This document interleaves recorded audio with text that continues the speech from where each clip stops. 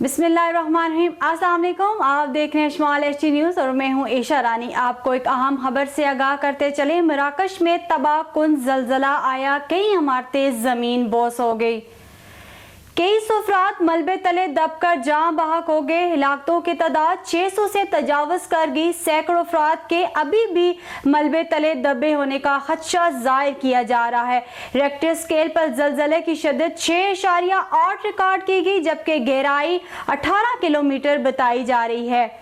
ज़लज़ले का मरकज़ रबात से 320 किलोमीटर दूर था। ज़लज़ला रात 11:11 पर आया।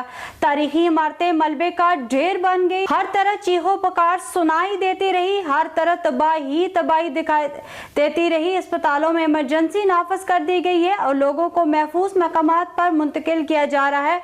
आज आखिरी खबरें आने तक मलबे तले दबे लोगों को रेस्क्यू किया जा रहा है। आपको एक बार फिर बताते चले, मराकश में तबाहकुन ज़लज़ला आया, कई इमारतें जमीन बोस हो गई, कई सौ अफराद मलबे तले दबकर जान बहक हो गए। हिलाकतों की तादाद 600 से तजावज़ कर गई। सैकड़ों अफराद के अभी भी मलबे तले दबे होने का खदशा जाहिर किया जा रहा है। रेक्टर स्केल पर ज़लज़ले की शिद्दत 6.8 रिकॉर्ड की गई, जबकि गहराई 18 किलोमीटर बताई जा रही है।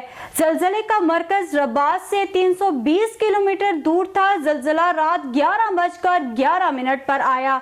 तारीखी इमारतें मलबे का ढेर बन गई। हर तरफ चीखों पुकार सुनाई देती रही, हर तरफ तबाही दिखाई देती रही। अस्पतालों में इमरजेंसी नाफज कर दी गई है।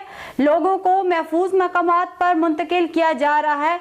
आज आखिरी खबरें आने तक मलबे तले दबे लोगों को रेस्क्यू किया जा रहा है।